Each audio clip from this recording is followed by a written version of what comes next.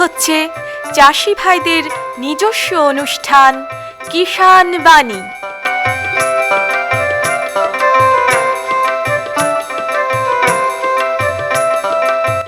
কৃষি, মাছ চাষ, প্রাণী সম্পদ উন্নয়ন, সমবায়, ফল চাষ, কৃষি প্রযুক্তি, পশুপালন, গ্রামোন্নয়ন এ সব কিছু জানতে শুনুন কিষাণ বাণী।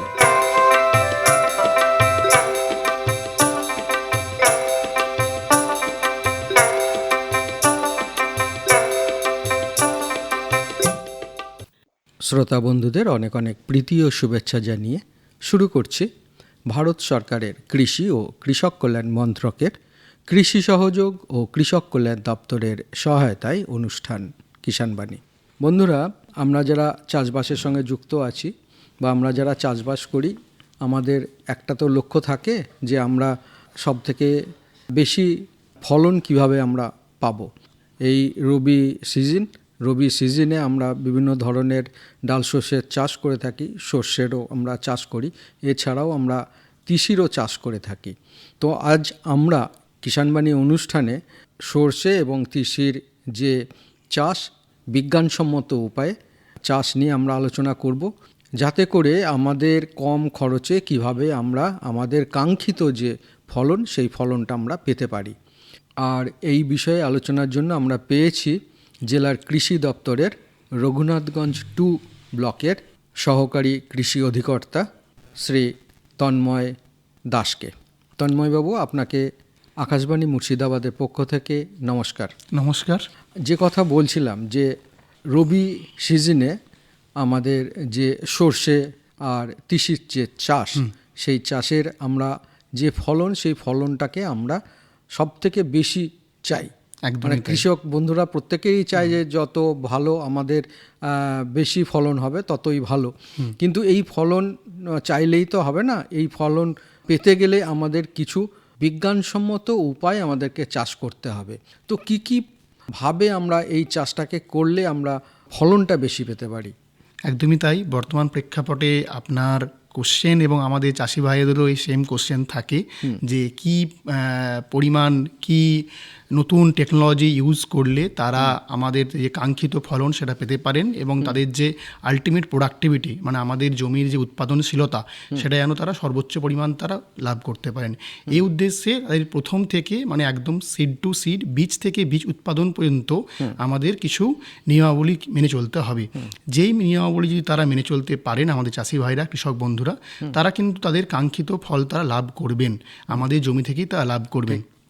এবং তার জন্য আমাদের যে নিয়মাবলীগুলো আছে, যেটা যদি আমরা প্রথম থেকে শুরু করি, যদি আমরা লক্ষ্য করি, আমাদের প্রথম যে নিয়মাবলী আসবে সেটা হচ্ছে উন্নত জাত নির্বাচন করা। আমাদেরকে লক্ষ্য রাখতে হবে আমরা যে জাতগুলো ব্যবহার করছি বর্তমান দিনে, সেই জাতগুলি হয়তো খুবই পুরনো, তাদের প্রোডাক্টিভিটি বা তাদের উৎপাদনশীলতা বর্তমান আবহাওয়া পরিবর্তনের সঙ্গে সঙ্গে, ক্লাইমেট চেঞ্জের সঙ্গে সঙ্গে হয়তো অনেকটা স্থির হয়ে গেছে, তাদের প্রোডাক্টিভিটি পোটেনশিয়াল হয়তো একটা প্লেটুতে গিয়ে দাঁড়িয়ে গেছে। তো আমাদের উচিত এমন কিছু জাত নির্বাচন করা যেগুলো বর্তমান সময়ের সঙ্গে সেগুলো মানিয়ে চলতে পারে এবং সেই জাত নির্বাচনের মাধ্যমে কিন্তু আমরা একটা আমাদের কাঙ্ক্ষিত ফল লাভ করতে পারি। এবার জাত নির্বাচন করলেই তো হবে না, জাত নির্বাচন সেই জাতটা যেন আমার ফিল্ডে গিয়ে, আমার চাষির জমিতে গিয়ে যেন সেটি চাষির অনুকূল আবহাওয়াতে যেন সেটি ভালো ফলন দেয়, সেটা লক্ষ্য রাখতে হবে। তার জন্য সেই বীজটাকে নিয়ে চেষ্টা করতে হবে যেন বীজ শোধন করা হয়, যেটা আমরা সিড ট্রিটমেন্ট বলছি। কারণ আমাদেরকে খেয়াল রাখতে হবে যে বীজ। এর মাঝে একটু জিজ্ঞাসা করে, আমাদের জেলায় কোন কোন জাত আমরা লাগাতে পারি? অবশ্যই আমাদের জেলায় যদি আপনি ধরেন আপনার যে সরিষা আছে, আমাদের চাষি ভাইরা যেগুলো কমনলি ইউজ করে থাকেন, ব্যবহার করে থাকেন, সরিষার মধ্যে আবার 3 ধরনের প্রকারভেদ আছে। আমাদের জেলাতে বা আমাদের পশ্চিমবঙ্গে জেনারেলি 3টে টাইপের সরিষা চাষ হয়। প্রথমত তরি সরিষা, রাই সরিষা, সাদা সরিষা। এবার এবং তরি সরিষার মধ্যে আমি বলি, তরি সরিষা হচ্ছে খুব স্বল্পমেয়াদী, শর্ট ডিউরেশন একটি আমাদের রেপসিডের টাইপ, যেটাকে আমরা তরি বলি, এবং খুব অল্প সময়ের মধ্যে খুব ভালো ফলন দিতে সক্ষম। যার মধ্যে প্রচলিত জাতগুলির মধ্যে আসবে অগ্রণী, পঞ্চালী, এগুলো গেল তরির মধ্যে। এরপর আসবে আমাদের সাদা সরিষার মধ্যে জেনারেলি আসবে আপনার চেতক, তার মধ্যে প্রভাবশালী এবং যেগুলো উন্নত মানের জাত সেগুলো হলো বিনয়, সুবিনয়, সঞ্চিতা, পীতাম্বরী এবং ঝুমকা। ঝুমকা কিন্তু খুব পপুলার একটি ভ্যারাইটি এবং উন্নত জাত চাষি ভাইদের মধ্যে। তার একমাত্র কারণ তার ফুলগুলো হয় এক ঝুমকোর মতো হয় সর্ষে গাছে এবং সেটি খুব ভালো ফলনও দেয়। এবং এরপরে আসি আমার যথাক্রমে যেটা আমাদের রাই সরিষা, যেটা একটু দীর্ঘমেয়াদী, অলমোস্ট 115 দিন 120 দিনের কাছাকাছি যার মেয়াদ লাগে।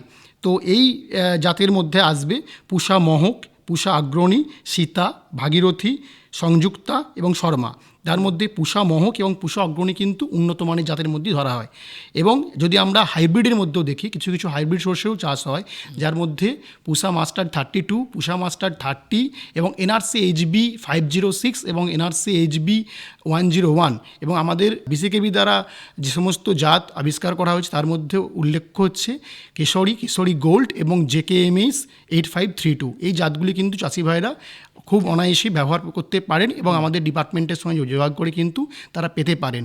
আমাদের যে সেন্ট্রাল গভর্নমেন্ট দ্বারা পরিচালিত যে scheme national mission on edible oil, সেই স্কিমের আন্ডারে কিন্তু পূষা মাস্টার 32 কিন্তু দেওয়া হয় চাষি ভাইদেরকে, তাদেরকে যাতে উন্নত জাতের মাধ্যমে তারা তাদের কাঙ্ক্ষিত ফল লাভ করতে পারেন। এই বীজটা লাগালে তো হবে না, বীজটাকে তো একদমই শোধন তাই। করতে হ্যাঁ, হবে। হ্যাঁ। কিভাবে শোধন করবে? আমরা জানি যে বীজ শোধনই বীজের আমাদের গাছের টিকাকরণ। তো সেই বীজ যদি প্রথম থেকে শোধন না করা হয় তো বীজবাহিত এবং মাটিবাহিত যে রোগগুলো আছে সেগুলো কিন্তু প্রথম থেকেই একদম সিডলিং অবস্থা থেকেই কিন্তু গাছকে দুর্বল করে দেবে এবং আলটিমেটলি আমাদের যে কাঙ্ক্ষিত ফল বা কাঙ্ক্ষিত ফলন আমরা কিন্তু পাবো না। যার জন্য আমাদের অবশ্যই দরকার কিন্তু সেই বীজগুলোকে শোধন করা। এবারে বীজ শোধনের ক্ষেত্রে আমাদেরকে লক্ষ্য রাখতে হবে কী দিয়ে শোধন করছি। রাসায়নিকভাবে শোধন করতে পারি এবং জৈবভাবে আমরা শোধন করতে পারি। যদি আমরা বলি রাসায়নিকভাবে শোধন করব, সেক্ষেত্রে ক্যাপটান বা থাইরাম 2 থেকে 2.5 গ্রাম প্রতি কেজি বীজের সঙ্গে, অথবা ম্যাঙ্গোজেব শোধন করতে পারি 2 গ্রাম প্রতি বীজের সঙ্গে, অথবা কার্বেন্ডাজিম 2 গ্রাম প্রতি কেজি বীজের সঙ্গে ব্যবহার করতে পারি। এবং যদি আমরা চেষ্টা করি যে বায়োলজিক্যালভাবে বা জৈবভাবে আমাদের বীজ শোধন করতে হবে, সেক্ষেত্রে খেয়াল রাখতে হবে যাতে করে আমরা ট্রাইকোডার্মা ভিরিডি 5 গ্রাম প্রতি কেজি বীজের সঙ্গে কিন্তু মিশিয়ে সেইটাকে আধ ঘন্টা রেখে তারপর কিন্তু জমিতে আমরা প্রয়োগ করতে পারি। যার ফলে কি হবে, আমাদের যে বীজবাহিত এবং মাটিবাহিত রোগগুলি আছে সেগুলো কিন্তু অনেকটা কমে যাবে, যার ফলে ফার্মারদের পরবর্তী পর্যায়ে গিয়ে কিন্তু গাছ সবল হবে। সর্ষে চাষের জন্য অনুকূল যে জলবায়ু বা মাটি, এটা কি আমরা সকলেই জানি যে জলবায়ু এবং মাটির প্রভাব গাছের যে ফাইনাল যে প্রোডাকশন তার উপর খুবই একটি গুরুত্বপূর্ণ ভূমিকা রাখে।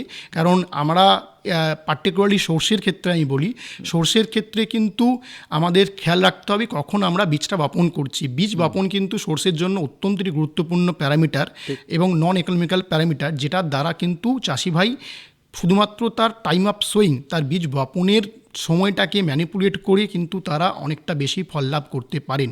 কীভাবে করতে পারেন না, সেক্ষেত্রে খেয়াল রাখতে হবে যাতে করে আমরা কখনই যেটা কাট অফ ডেট আমাদের সোয়িং করার বা বীজ বপন করার, সেটা কিন্তু 15ই নভেম্বর। 15ই নভেম্বরের পর কিন্তু বীজ বোনা যাবে না। কেন যাবে না? যদি বীজ বোনা হয় 15ই নভেম্বর সর্ষে, সেক্ষেত্রে দেখা যাবে সেক্ষেত্রে টার্মিনাল হিট স্ট্রেস হবে এবং জাব পোকা, যেটাকে আমরা মেরি পোকা বলি চাষিদের ভাষায়, সেটা কিন্তু প্রচুরভাবে আক্রমণ করবে। এবং সেটা সাধারণত আক্রমণ হয় কিন্তু জানুয়ারি এবং ফেব্রুয়ারি মাসে, যখন টেম্পারেচারটা আস্তে আস্তে বাড়তে থাকে। এবং আমাদের পশ্চিমবঙ্গের ক্ষেত্রে যেটা দেখা যায়, এখানকার শীত কিন্তু খুব স্বল্প মেয়াদী, যার ফলে যদি আমরা অক্টোবর এন্ড থেকে নভেম্বরের মধ্যে ফার্স্ট ফোর্টনাইট অফ নভেম্বরের মধ্যে সোয়িং করে না নিতে পারি, আমাদের কিন্তু একটা বিরাট বড় প্রভাব পড়বে। যার ফলে এই সোয়িং টাইমটা মেনটেন করা খুব দরকার। এবং দেখা যায় যে আমাদের যে তিসি এবং যে সর্ষে আছে, সাধারণত বেলে দোআঁশ বা এঁটেল দোআঁশ মাটিতে ভালো হয়, যেখানে পিএইচ মোটামুটি নিউট্রাল থাকে, যেখানে দেখা যায় 6.5 থেকে 7.5 পিএইচ থাকে, সেই ধরনের মাটিতে যেন হয়। এবং খেয়াল রাখতে হবে চাষি ভাইদেরকে যেন সেই মাটিতে কখনোই যেন জল না জমে, জল যেন নেমে যায়। এই খেয়াল রেখে যদি চাষি ভাইয়েরা লক্ষ্য নজর দিতে পারেন তাহলে যথেষ্ট ভালো ফলন পেতে পারেন। কিন্তু চাষ করার আগে একটা বিষয় মানে প্রথম লক্ষ্য রাখতে হবে যে সময়টা ফ্যাক্টর। এবং আমি এখানে একটা জিনিস বলে রাখি, চাষি ভাইরা কেন পারে না, চাষি ভাইদের ক্ষেত্রে তারা জমিটা খালি পায় না। জমি খালি করতে পারেন এই কারণেই, তার আগে ডেফিনেটলি তার যে আমন ধান থাকে, সেই আমন ধান যদি দীর্ঘমেয়াদী কোনো জাত ব্যবহার করে থাকেন, সেক্ষেত্রে তারা বাধ্য হন সেই জমিটা খালি না পাওয়ার কারণেই কিন্তু তারা হয়। যদি তারা তো সেক্ষেত্রে এমন জাত নির্বাচন করতে হবে যেগুলি আমাদের জাব পোকা প্রতিরোধী এবং স্বল্প মেয়াদী, যেগুলো স্বল্প মেয়াদী এবং ভালো ফলন দেবে, সেই সমস্ত জাত যদি আমরা নির্বাচন করতে পারি, সেক্ষেত্রে কিন্তু এই সমস্যার সমাধানও চাষি ভাইরা পেতে পারেন। তার মানে মনে হয় প্রত্যেক কৃষক বন্ধুকে একটা মনে রাখতে হবে যে প্রত্যেকটা চাষের আগে কিন্তু একটা প্ল্যানিং করে হ্যাঁ নেওয়া অবশ্যই, খুব প্ল্যানিং দরকার। প্ল্যানিং দরকার। Planning একটা দরকার। প্ল্যানিং যদি আমি ঠিকঠাক না, করতে হ্যাঁ। পারি সারা বছরের একটা প্ল্যানিং, তবেই কিন্তু আমরা যেটাকে চাষে আমরা ক্রপ ক্যালেন্ডার বলে থাকি। হ্যাঁ, তো সেই ক্যালেন্ডার যে চাষি ভাই দ্বারা মেনটেন করতে না পারেন, সেই ক্যালেন্ডারের মাধ্যমে কিন্তু চাষি ভাই যদি পুরো পরিকল্পিতভাবে টাইম মতো আমাদের যেটা ধান হারভেস্ট করেন এবং ঠিক টাইম মতো জমি তৈরি করার পর যেটা আমাদের তিসি বা আমাদের সর্ষে যদি বপন করে থাকেন, তাহলে কিন্তু তার প্রচণ্ড উপকৃত হবেন এবং যথাক্রমে তারা ভালো ফলন পাবেন। এখন তো সর্ষে তো অনেকটা বড় গাছ হয়ে গেছে, এখন অনেকটা তো vegetative এখন stage তো আছে। আমাদের সময় অন্তর্বর্তীকালীন পরিচর্যা, হ্যাঁ, তো কিভাবে আমরা পরিচর্যাটা করব এখন? অবশ্যই শুধুমাত্র বীজ শোধন বা ভালো জাত নির্বাচনই তো নয়, ভালো ফলনের জন্য অন্তর্বর্তীকালীন পরিচর্যা, সেটা আমার স্বল্পমেয়াদী হোক বা চাষি ভাইয়েরা দীর্ঘমেয়াদী যে সমস্ত জাত ব্যবহার করছেন, সেটা খুব গুরুত্বপূর্ণ ফাইনাল যে আমার ইল্ডের জন্য। সেক্ষেত্রে আমাদেরকে খেয়াল রাখতে হবে যে প্রথম যেটা চাষি ভাইরা যদি লাইন সোয়িং করেন বা যদি ব্রডকাস্ট ছিটিয়ে না বোনেন, সেক্ষেত্রে কিন্তু অন্তর্বর্তীকালীন পরিচর্যা করার জন্য খুব সুবিধা হয়। কেন সুবিধা হয় না, দুটি লাইনের মাধ্যমে চাষি ভাই অনায়াসেই সেখানে জমির মাঝখানে ঢুকতে পারেন এবং সেখানে বিভিন্ন অন্তর্বর্তীকালীন পরিচর্যা করতে পারেন। অন্তর্বর্তীকালীন পরিচর্যার প্রথম দিকেই চেষ্টা করতে হবে গাছের বয়স যখন 25 থেকে 30 দিন, তখন যেন চাপান সার দিয়ে দেওয়া হয় এবং তার সঙ্গে সঙ্গে প্রথম যদি খুব বেশি আগাছার উপদ্রব দেখা যায়, আগাছা যেন কমিয়ে দেওয়া হয় এবং যদি খুব ঘন বোনা হয়ে থাকে বা ছিটিয়ে যদি বপন করে থাকেন, সেক্ষেত্রে যেন প্রতি বর্গমিটারে 35 থেকে 40টা গাছ যেন মেনটেন করায়। খুব বেশি ঘন গাছপালা হয়ে গেলে কি হবে, আলো বাতাস চলাচল হবে না এবং অন্যান্য রোগ পোকার উপক্রম দেখা যাবে এবং গাছের মধ্যে একটি ইন্টার কম্পিটিশন দেখা যাবে, যার ফলে কী হবে, তাদের যে পুষ্টির অভাব দেখা যাবে। সো সেটাকে খুব ভালোভাবে খেয়াল রাখতে হবে। তার সাথে সাথে চাপান দিতে হবে 25-30 দিনের মাথায় এবং এই চাপানের মধ্যে অনুখাদ্যের গুরুত্ব কিন্তু খুব। আমাদের চাষি ভাইরা জেনারেলি খুব সাধারণত নাইট্রোজেন, ফসফরাস এবং পটাশিয়াম দিয়ে থাকেন, কিন্তু আমি বলি সমস্ত তৈলবীজের মধ্যে সালফার একটি গুরুত্বপূর্ণ মাইক্রোনিউট্রিয়েন্ট হিসেবে ধরা হয়, যদিও সালফার একটি সেকেন্ডারি নিউট্রিয়েন্ট। সেই সালফারের গুরুত্ব কিন্তু অপরিসীম। সালফার কি কাজ করে তৈলবীজেতে? সালফারের প্রথমত মূলত কাজ হচ্ছে তৈলের যে আমাদের যে সর্ষের যে ঝাঁজ আমরা পাই, সেটা তার জন্য যে ইম্পর্টেন্ট যে যৌগ দায়ী হচ্ছে অ্যালাইল থায়োসায়ানেট, এটি সালফার ঘটিত যৌগ। সেই যৌগটা যতক্ষণ না আমাদের গাছের দেহে তৈরি হচ্ছে, ততক্ষণ কিন্তু সেই ঝাঁজ বা স্বাদ আমরা কিন্তু পাবো না। এবং আমাদের যে সুঁটি আছে সরিষার, সেই সুঁটির যে সাইজ, সেটাও কিন্তু ডিপেন্ড করে সালফারের ওপর। আমাদের ম্যাক্সিমাম ক্ষেত্রে আমাদের মুর্শিদাবাদ তথা পশ্চিমবঙ্গের ম্যাক্সিমাম মাটিতেই কিন্তু সালফার ডেফিসিয়েন্ট দেখা যায়, অভাব দেখা যায়। সেক্ষেত্রে খেয়াল রাখতে হবে মাটি পরীক্ষা যেন চাষি ভাইরা অবশ্যই করান। আমাদের সয়েল হেলথ কার্ড স্কিমের আন্ডারে যেন তারা মাটি পরীক্ষা, আপনি এটা বললেন ক্রপ ক্যালেন্ডার মেনটেন করা, প্ল্যানিং করা, সেই প্ল্যানিংয়ের মধ্যে একটি গুরুত্বপূর্ণ পার্ট কিন্তু সয়েল হেলথ কার্ড, যেখানে তারা মাটি পরীক্ষা করবেন, মাটির স্বাস্থ্য পরীক্ষা করবেন, যেখানে ওনারা দেখে নেবেন সেই মাটিতে সালফার, জিঙ্ক, বোরন জাতীয় যে সমস্ত অনুখাদ্যগুলো আছে বা আমাদের মাইক্রোনিউট্রিয়েন্ট আছে, সেগুলো যেন পর্যাপ্ত পরিমাণ থাকে। সালফারের মাটিতে ক্রিটিক্যাল লিমিট হচ্ছে 10 ppm, যার মানে হচ্ছে 10 মিলিগ্রাম প্রতি কেজি মাটিতে যদি থাকে, তখন তাকে বলা হয় অভাব নেই। তার বিলও যদি 10-এর নিচে থাকে, তখন তাকে বলা হয় সেটি অভাবজনিত অবস্থায় আছে। তো সেক্ষেত্রে আমাদের সালফারের জন্য আমরা কি ইউজ করতে পারি, প্রতি বিঘা জমির ক্ষেত্রে বেন্টোনাইট সালফার দিতে পারি 2.5 থেকে 3 কিলো হিসাবে। যদি সেটা চাষি ভাইয়ের ক্ষেত্রে যিনি জোগাড় করতে না পেরে থাকেন বেন্টোনাইট সালফার, আমাদের যে ফসফরাস ইউজ করি, সেই ফসফরাসের সোর্স যদি ডিএপির বদলে এসএসপি ইউজ করতে পারি, সিঙ্গেল সুপার ফসফেট, তাতেও কিন্তু ফসফরাসের সাথে সাথে ক্যালসিয়াম এবং সালফার আমরা মাটিতে প্রদান করে থাকি। এবং তার সাথে সাথে সালফারের পাশাপাশি জিঙ্ক এবং বোরন একটি গুরুত্বপূর্ণ এবং অপরিহার্য আমাদের সরষার ক্ষেত্রে। কেন? কারণ বোরন হচ্ছে আমাদের যে সুঁটি আছে, সেই সুঁটিতে সিড সেটিংয়ে সাহায্য করে। বীজ যে গঠন হয়, বীজের গঠনে কিন্তু এবং যে পরাগ মিলন হয়, সেক্ষেত্রে একটি গুরুত্বপূর্ণ ভূমিকা পালন করে। তো আমাদের উচিত সেই 25 থেকে 30 দিনের মাথায় যেন আমরা 0.1% মানে 1 গ্রাম প্রতি লিটার জলে ডাইসোডিয়াম অক্টাবোরেট এবং জিঙ্ক সালফেট যদি স্প্রে করতে পারি, সেটি কিন্তু গাছের যে ফলন সেটা কিন্তু বৃদ্ধি করতে সাহায্য করবে। এটি গেল আমাদের যেটা সুষম সার প্রয়োগ করা। এবার জলসেচে যদি আমরা অন্তর্বর্তীকালীন পরিচর্যা বলি, জলসেচ মোটামুটি আমাদের 2টি স্টেজে দিলেই সরষের ক্ষেত্রে হয়ে যায়। 2টি স্টেজের মধ্যে একটি 25 থেকে 30 দিন এবং একটি 50 থেকে 55 দিনের মাথায়, যখন গাছটি ব্রাঞ্চিং স্টেজ থাকবে, যখন তার ডালপালা ছাড়বে এই অবস্থায় 25 থেকে 30 দিন, এবং যখন গাছগুলিতে ফুল আসবে এই অবস্থায় 50 থেকে 55 দিনের মাথায় যদি আমরা দুটো সেচ দিতে পারি পর্যাপ্ত পরিমাণ, সেক্ষেত্রে কিন্তু আমাদের ভালো ফলন পাবো। এবং চেষ্টা করতে হবে যাতে করে জল না জমে, জলটা যেন চিপচিপে অবস্থায় থাকে, এবং যদি সেখানে খুব বেশি বৃষ্টি হয়, সেই ক্ষেত্রে যেন জল যেন না দেওয়া হয়। আর কি ধরনের রোগ পোকার আক্রমণ হতে পারে? রোগ পোকার আক্রমণ যেটা আমাদের সর্ষের ক্ষেত্রে মেজরলি দেখা যায়, যে জন্য আমাদের চাষি ভাইরা খুবই চিন্তিত হয়ে থাকেন, সেটা হচ্ছে জাব পোকা। এবং এই জাব পোকা কিন্তু চাষি ভাইরা নিজেরা নিয়ন্ত্রণ করতে পারেন, কিন্তু চাষি ভাইরা সাধারণত রাসায়নিকভাবেই নিয়ন্ত্রণ করার চেষ্টা করেন, কিন্তু তাদেরকে চেষ্টা করতে হবে যেন তারা কালচারাল মেথড যেগুলো আছে সেগুলো যেন অ্যাপ্লাই করেন তারা। সেক্ষেত্রে প্রথম যে আমাদের করণীয় টাইমলি সোয়িং করা, মানে সময় মতো গাছটাকে বপন করা। আমরা যদি 15 নভেম্বর পরে বপন করি তাহলে কিন্তু যথারীতি আমরা ইনভাইটেশন জানাচ্ছি জাব পোকাকে যে চাষি ভাইদের জমিতে আসার জন্য। তো যার ফলে কি হবে, আমাদেরকে লক্ষ্য রাখতে হবে আমরা যেন টাইম মতো সোয়িং করি। যদি সেখানে সোয়িং করার পরেও যদি হয়ে যায়, সেক্ষেত্রে যে সমস্ত কালচারাল প্র্যাকটিসগুলো আছে চেষ্টা করতে হবে যাতে করে আমরা প্রথমেই নিম তেলের দিকে যাই, প্রথমে যেন রাসায়নিক কোনো প্রয়োগ না করি। সেক্ষেত্রে খেয়াল রাখতে হবে জমিতে বন্ধু পোকার যে পরিমাণ বা অনুপাত সেটাকে বজায় রাখার চেষ্টা করতে হবে।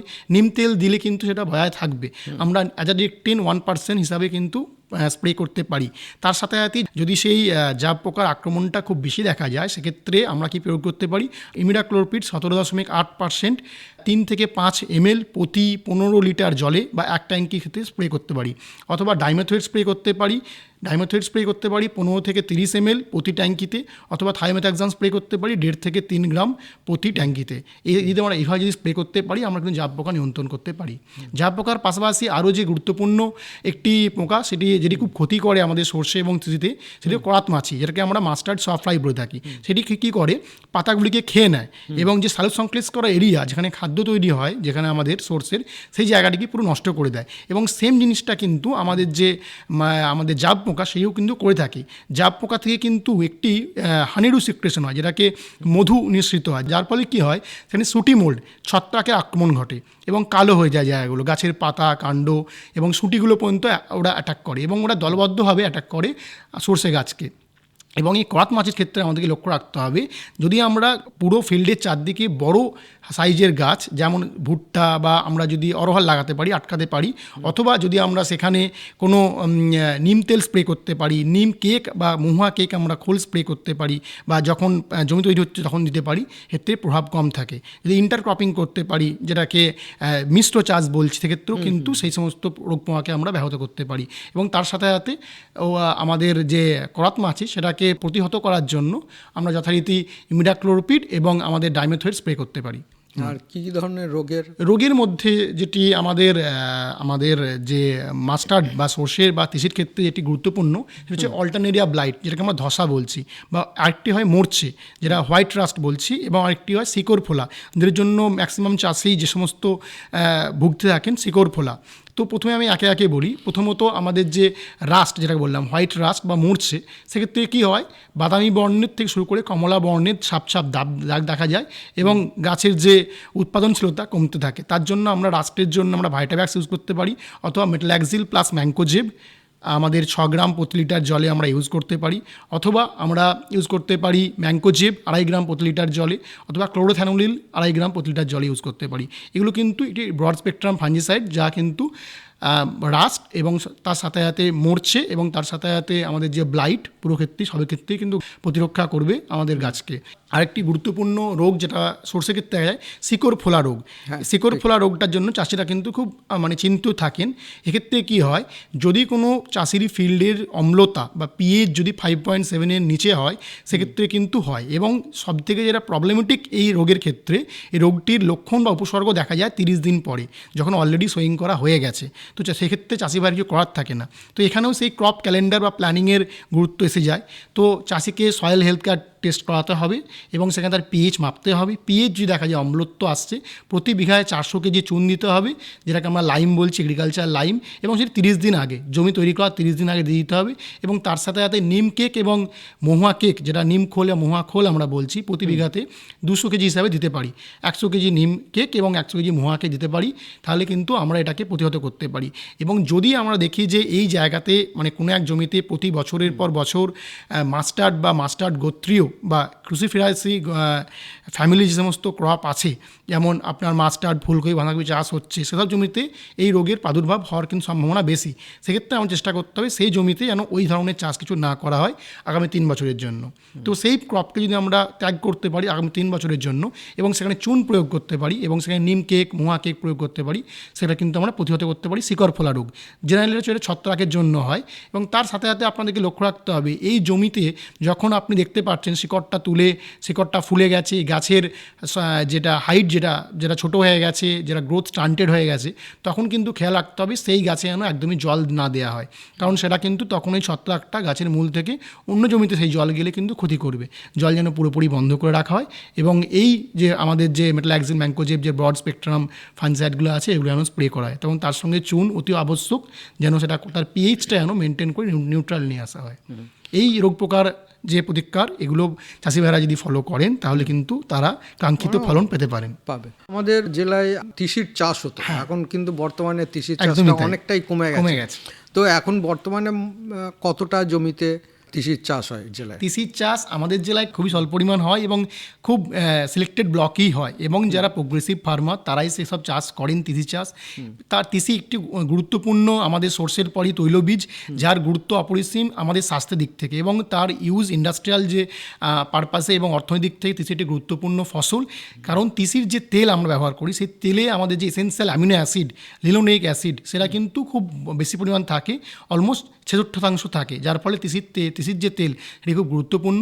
এবং তার যে এরিয়া কমে আসার একমাত্র কারণ হচ্ছে তার উন্নত জাত না পাওয়া এবং তার ব্যবহার সম্পর্কিত মানুষের মধ্যে অ্যাওয়ারনেস কম হওয়ার কারণে ফার্মারদেরকে আমরা কন্টিনিউয়াস চেষ্টা করছি তাদেরকে সেই দিক থেকে ফার্মারকে প্রমোট করা তিসি চাষে, এবং তার সাথে সাথে সোর্সে আসে আমাদের যে ন্যাশনাল অয়েল সিড মিশন যে আসে তার আন্ডারেও আমরা কাজ করছি, যেখানে প্রত্যেক চাষিকে সেই ধরনের আমাদের যে চিরাচরিত যে ট্র্যাডিশনাল যে অয়েল সিডগুলো ছিল সেগুলোকে তাদেরকে অনুপ্রাণিত করা হচ্ছে, এনকারেজ করা হচ্ছে, যারা তাদের সেগুলো চাষ করে তার এরিয়া যাতে বাড়তে থাকে। এবং আমাদের যে টার্গেট আমাদের ভারতবর্ষের self sufficiency in oil seed, সেটাতে আমরা সেটাকে অ্যাচিভ করতে পারি। কারণ আমাদের যে টোটাল কনজামশন যেটা আপনি এটা বললে আমাদের এরিয়া, আমাদের পুরো মুর্শিদাবাদে অয়েল সিডের এরিয়া 1,36,600 হেক্টর, তার মধ্যে প্রোডাকশন সরষেরই প্রোডাকশনটাই মেজরলি প্রোডাকশন হয়ে থাকে প্রায় 17,000 মেট্রিক টনের কাছাকাছি।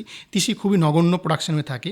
তো যার ফলে আমাদের লক্ষ্য হওয়া উচিত সেই সমস্ত চিরাচরিত যে আমাদের অয়েল সিড আছে বা তৈলবীজ আছে সেই তৈলবীজকে প্রাধান্য দেওয়া এবং অয়েল সিড মিশনের আন্ডারে সেগুলি আমরা করতে পারি। কারণ আমাদের দেশের যে চাহিদা অলমোস্ট 40 to 45% যে আমাদের তেলের আমাদেরকে আমদানি করতে হয় সাউথ ইস্ট এশিয়ার যে কান্ট্রিগুলো থেকে, এবং সেখানে পাম অয়েল যেটা আমরা ইন্দোনেশিয়া, মালয়েশিয়া থেকে আমদানি করে থাকি। তো সেক্ষেত্রে আমরা সেলফ সাফিসিয়েন্ট হতে পারবো। তাহলে বন্ধুরা এতক্ষণ আমরা কিভাবে কাঙ্ক্ষিত আমাদের ফলন বিশেষ করে সরষে এবং তিসিতে আমরা পেতে পারি সে বিষয়ে আলোচনা করলাম। আর এই বিষয়ে যদি বিশদভাবে আপনাদের জানতে হয় তাহলে কিন্তু আপনারা আপনার ব্লকের কৃষি যে দপ্তর রয়েছে, সহ কৃষি আধিকারিকের যে দপ্তর, সেই দপ্তরে গিয়ে আপনারা আলোচনা করে নিতে পারেন। আর এতক্ষণ আমরা এই বিষয়ে আলোচনার জন্য আমরা পেয়েছিলাম জেলার কৃষি দপ্তরের রঘুনাথগঞ্জ 2 নম্বর ব্লকের সহ কৃষি অধিকর্তা তন্ময় দাসকে। তন্ময়বাবু, আপনাকে আমাদের তরফ থেকে এবং কৃষক বন্ধু, শ্রোতা বন্ধু প্রত্যেকের তরফ থেকে অসংখ্য ধন্যবাদ। অসংখ্য ধন্যবাদ আপনাদেরকেও, আমার অল ইন্ডিয়া রেডিও যে আমাদের প্ল্যাটফর্ম আমাকে দেওয়া হয়েছে, অসংখ্য ধন্যবাদ আপনাদেরকেও। আমার চাষি ভাইকে অসংখ্য ধন্যবাদ আমাদের শ্রোতাদেরকে তাদের মনোযোগ সহকারে এই বক্তব্য শোনার জন্য। हर जोखिम से निकल कर फसल आए, सुरक्षित हो जाए, फसल बीमा से हर किसान अब आत्मनिर्भर हो जाए। संकट के समय प्रधानमंत्री फसल बीमा योजना किसानों के लिए वरदान है। अब सूखा पड़े या बाढ़ आ जाए कोई डर नहीं, अब ओले पड़े या कीट पतंगे फसल खा जाए कोई फिक्र नहीं, क्योंकि हमने लिया है प्रधानमंत्री फसल बीमा। बुआई से फसल कटाई तक हर जोखिम का दावा, न्यूनतम प्रीमियम पर अधिकतम भुगतान का वादा। योजना से हर साल जुड़ रहे हैं 5 करोड़ से ज्यादा किसान। अब आपकी है बारी। नजदीकी कृषि कार्यालय, सहकारी समिति, बैंक शाखा, अधिकृत बीमा कंपनी या जन सेवा केंद्र में स्वेच्छा से करा सकते हैं पंजीकरण। फसल बीमा पोर्टल या फसल बीमा ऐप द्वारा भी कराया जा सकता है पंजीकरण। प्रधानमंत्री फसल बीमा योजना, आपकी फसलों का संपूर्ण सुरक्षा कवच। कृषि एवं किसान कल्याण मंत्रालय, भारत सरकार। পরবর্তী প্রসঙ্গে যাবার আগে শুনব একটি লোকগীতি, শিল্পী গোষ্ঠ গোপাল দাস।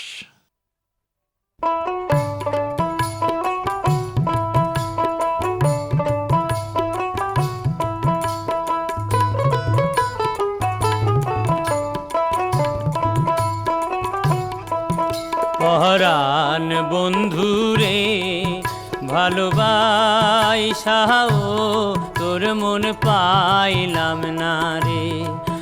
পরাণ বন্ধুরে ভালোবাসাও তোর মন পাইলাম না রে।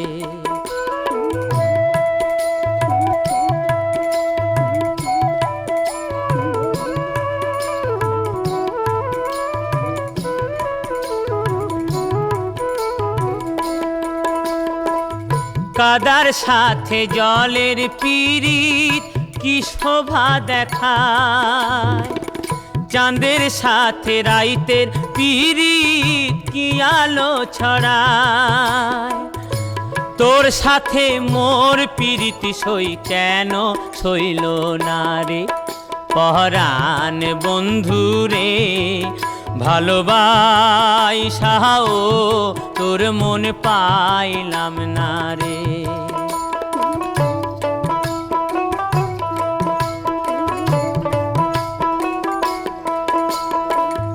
আন্ধারে হায় মন বিকাইলাম কি ফল লোভিলাম, চির জনম দুঃখ সইলাম নিজেরে বিকাইলাম বন্ধু নিজেরে বিকাইলাম। আন্ধারে হায় মন বিকাইলাম কি ফল লোভিলাম, চির জনম দুঃখ সইলাম নিজেরে বিকাইলাম বন্ধু নিজেরে বিকাইলাম।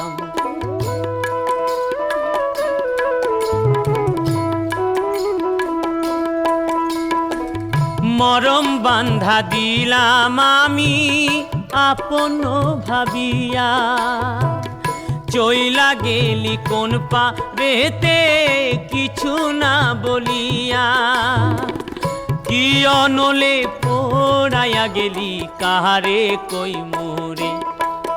পরাণ বন্ধুরে ভালোবাসাও তোর মন পাইলাম না রে। পরাণ বন্ধুরে ভালোবাসাও তোর মন পাইলাম না রে।